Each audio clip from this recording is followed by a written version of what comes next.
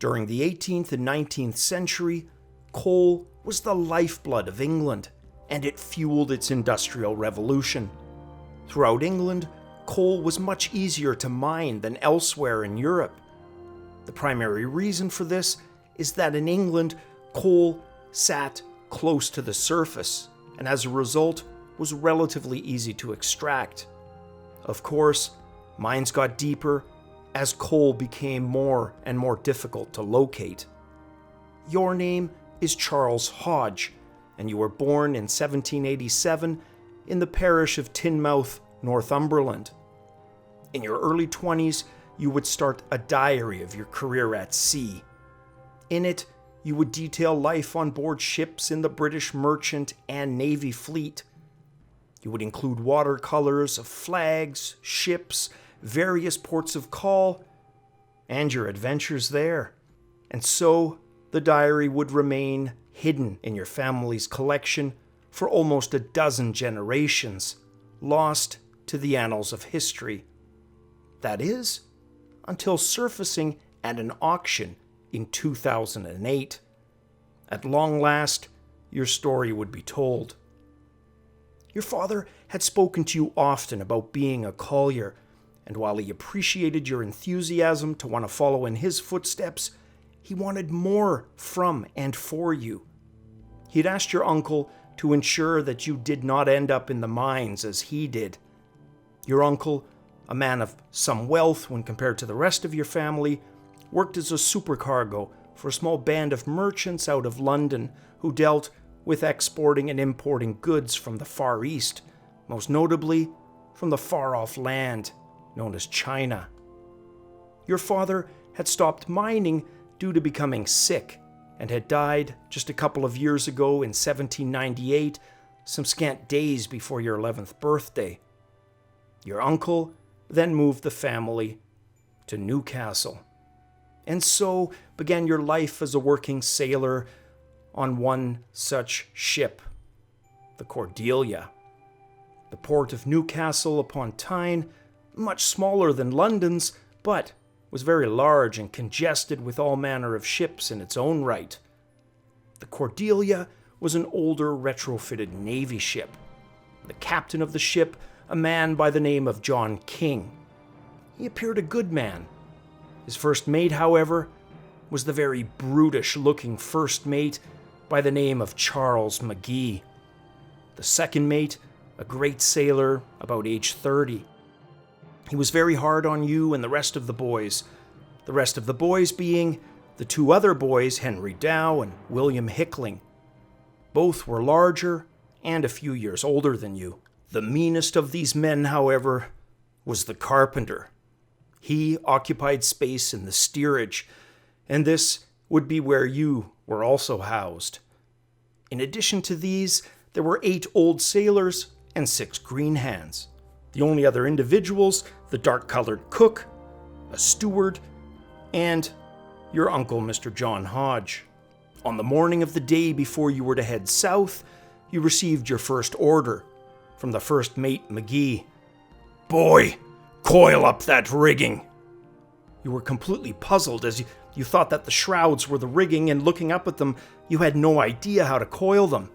During your moment of hesitation, McGee, who towered over you, grabs you by the ear and roars at you. "I tell a boy once to do a thing. Beware the second time," as he throws you down upon the deck. One of the older sailors takes pity on you and shows you how to properly coil the ropes. You'd only been on board little more than an hour, and if you could have, you would have left. But alas, your fate was sealed. The language of the sailors was the most profane you had yet heard, and it only got more profane when under the grip of rum. Days and weeks at sea with this lot, that was a terrifying prospect. And the food was bland, but could be choked down. However, you had almost no appetite. You spent much of that first night trying your best to stifle your tears, overcome with an overwhelming sense of loneliness, hopelessness, and despair. With the morning would come the call for all hands on deck. You and the other two boys, each given a broom to scrub the decks and sweep the water down the scupper holes. Soon, however, you would become seasick from the motion of the ship, a dreadful feeling of constant, wavy motion, wanting everything to just stop for a few seconds, but that stop of motion never coming, instead motion, never-ending motion. The evening time is when the watches were set, half the men in the starboard and the other half in the port watch. You were in the first mate's watch. Each watch 4 hours in length, excepting the dog watches, which were from 4 in the afternoon until 6, and from 6 until 8, so 2 hours each. The bell struck every half hour, commencing at 8 in the evening, which was called the first watch, at 12, which was 8 bells, and from 12 until 6, called the middle watch. Finally, from 4 to 8 was the morning watch. However, all hands were called at 7 bells or 7:30 for a half-hour breakfast, and then set to work at 8. The first watch out of port was your first mate's watch with McGee. He was always cruel to you, and he amused himself by tormenting you. During your sickness, he would not let you set down, insisting you walk the deck as the ship's incessant rolling continued. Despite your pleas to sit, he simply put a stick in your hand and told you to walk guard as a Marine. You staggered, and finally overcome, fell over, and despite your best intentions, you simply could not get up. McGee's response was to beat you with the end of a rope. Then he threw a bucket of cold water over you while berating you to learn to keep awake during your watch. Upon seeing that you still did not rise, he got tar and grease, and after mixing the two together, lathered them liberally on your face and neck. You hoped and wished only for death. You could not wash it off with salt water, and fresh water, well, that was given to you in strict portions in your small keg, each day's portion of roughly 3 quarts, which was to be used for coffee, tea, soup, and of course to drink. The end result is the tar and grease remained on you until it would wear off. The only sympathy you got was from the older sailors, who felt it was a shame to treat you that way, but of course would verbalize none of that to McGee himself. And while you were too young for the daily rum ration of 1 gill each, you did get it on occasion from the steward, who was one of the few friends on the ship. You didn't like the taste, but instead, you gave it to the old sailors in return for teaching you to splice ropes, as well as make various kinds of knots. In addition to their colorful language, they were great for all kinds of yarns told during the few precious moments of free time on the ship. A very superstitious lot. Most stories dealt with omens and portents of doom and gloom and various other sailors' laments. The mates ensured you were all kept working. One of the non-cleaning tasks for you and the other boys was to make 5-yard sennet from rope yarns. This involved braiding 5 rope yards together, which was used for the ship's rigging.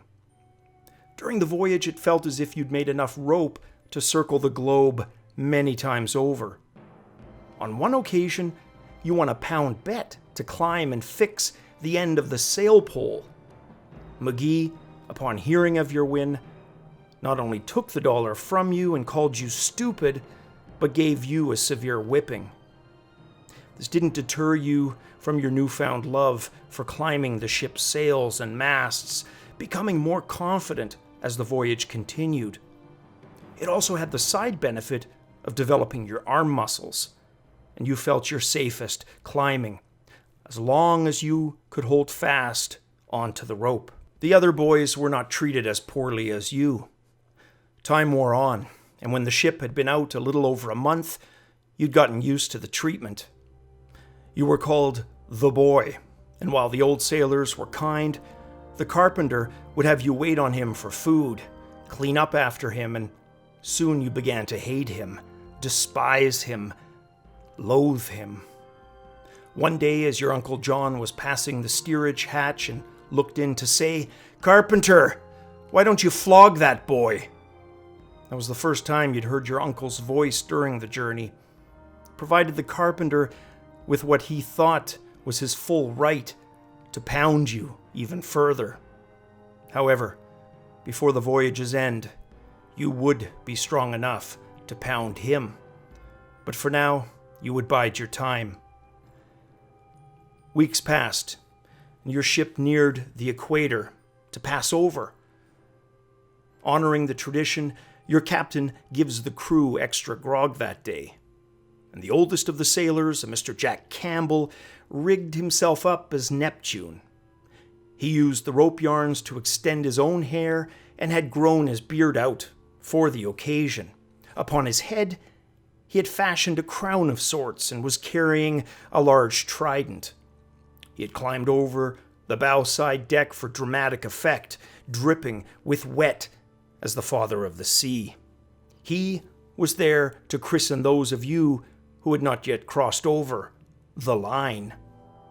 Each of you blindfolded and placed in a kneeling position. You were to maintain that position until you had repeated the oath. But first, he would go through his long rigmarole of sayings, among them, never to eat brown bread when you could get white, never to kiss the maid when you could kiss the mistress. The response required a hail to Neptune, after which you were doused with dirty water to the face. Complaining in response to the dirty water got you some tar thrown in for good measure. Accepting it, well, that allowed you to stand and cross the line with the crew. Your ship's first stop for resupplies and offloading was Coquimbo in Chile. This involved rounding Cape Horn and following the coastline of Chile for some 1,600 nautical miles. You arrived after having been at sea for some 3 months. Not a single sail had been seen by you since leaving Newcastle. You'd seen other living creatures, though.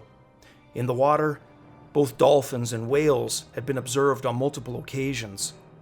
The most fascinating, however, were the penguins, particularly the ones on the observable beaches. They looked almost like soldiers in regiments from the ship's viewpoint. They were fantastic swimmers and could be seen swimming easily alongside the ship, even with full wind in the sails. In Coquimbo, Chile, your uncle purchased copper to fill the hold after much back and forth negotiating. The copper would be used in China to procure tea for the return trip. The governor of the region and his high officers had invited the captain and your uncle to dine with them. Word the next day was that they'd been treated well by the governor, who was in return invited on board the Cordelia. Your captain making a show of firing a salute into the ocean. The Spanish governor and his party appeared to be examining the ship and her guns and cargo hold a little too closely. And during the flow of much wine, some observations and words were heard to the effect of them wanting to seize the ship, rob its cargo and crew, and possibly turn the Cordelia into a Chilean warship. Rather than stay an extra night and risk such misadventure, the captain thought it best to leave that evening as darkness fell. The crew had filled their water casks during the day, in addition to stocking up on potatoes and other provisions. By the time daylight again met the shore, your ship was gone and well underway to its next stop. During the next few days, one of the older sailors you had befriended, an Italian by the name of Louis, fell ill. You'd asked the steward for 2 chickens, which upon receipt you gave to Louis so he could make himself a hearty soup. Unbeknownst to you, the 2 chickens the steward had selected were favorites of your uncle, and upon discovery, he let loose in a profane-laden rage, calling you the most obscene names and threatening to annihilate you from existence. After some weeks, The high peak of a mountain could be spotted in the distance. It took the greater part of the day and partially into the evening before you arrived close enough to see the dark mountains of the Sandwich Isles that a captain known as Cook had landed at some years earlier. The captain made the decision to wait until morning, at which time you caught your first glimpse of these islands. Every shade of green you had thought possible in the morning sun, with various browns and purples sprinkled throughout. Truly, the most beautiful land you had yet seen. How could this heavenly oasis in the middle of the ocean be home to those who had killed the captain known as Cook, you wondered. It was said by some that they had boiled his bones to allow them to more easily be removed and get at the tender meat. Yet others had stated there was no cannibalism, that the islanders instead believed that a man's power lay in his bones, and that he was boiled to more easily remove the bones was true, but only for the purpose of retaining their power by possession only. You'd been forbidden from joining the others on shore. However, the islanders would come to you. They made their way by small boats to the Cordelia, boarded, looked around, and then would dive back into the sea. Your captain, faring much better than Cook did, had one of the boats sent back to the Cordelia loaded with various yams, breadfruits, and other edible things. Scurvy, the bane of all sailors, had begun to rear its head, so the timing for fresh fruits and things was most welcome by the crew. The Italian sailor Louis, in a gesture of repayment, had some canvas fashioned into a pair of shoes, which, given the only ones you had were all but hanging by a thread with your now much grown feet flopping out everywhere, was most welcome. And your uncle, in a rare show of kindness, invited you for an afternoon trip to the shore, where you were soon surrounded by the natives. Your uncle, perhaps out of guilt, even managed to string together some kind words that almost formed a complete sentence. They all seemed to be staring at you, which made sense given you were still the smallest of the strange white men visiting their island. You were led to a slightly more elaborate hut with a rather high 10-foot entrance. Your uncle whispers to you, "On your best behavior, boy. This is the king, the ruler of these islands." As you entered, you saw the king sitting in all his glory atop what was clearly furniture from a forgotten shipwreck or two. The king motions you and your uncle to follow him. One of the islanders, who speaks some very rough English, translates quickly that he is leading you both to see the king's 3 queens. As you enter the adjoining hut, you see upon woven grass blankets what resembles more like 3 great brown hogs than queens. They sat unclothed and glistening with what appeared to be oil lathered all over them. After some unintelligible words from the king, your uncle again leans in close and whispers, "Kiss them, boy, now, and be quick about it, or expect a flogging upon our return to the ship." Rather than risk a flogging, you kiss each of the queens upon their large, oily cheeks. You're then served what you deem the most delicious thing you have had to that point ever eaten, a fruit by the name of banana. Everything after that tasted bland, and you would remember its taste until your last days. After some unsuccessful negotiations, your ship again leaves for China. And roughly 4 to 5 weeks later, your ship is approaching the shores of a country you had heard so much of on this voyage, and a place that had taken you so many months to arrive at. In the harbor off the shore, a multitude of small vessels referred to as junks. They looked nothing like the vessel you sailed in. Their hulls appeared a hodgepodge mix of boards put together in a haphazard and clumsy manner, their shapes completely unlike the British vessels. What wonders awaited you on the shores of this place they called Canton? Would the purpose of your journey be fulfilled successfully? Would you and the crew survive to make it back home to England? As the sun fades over Canton for the evening, so does the first part of this tale. We will continue your adventure in part 2. If you enjoyed this video, please hit like, and if you enjoy these types of videos and you like what you see here, please consider subscribing to the channel. Till the next installment, as always, cheers.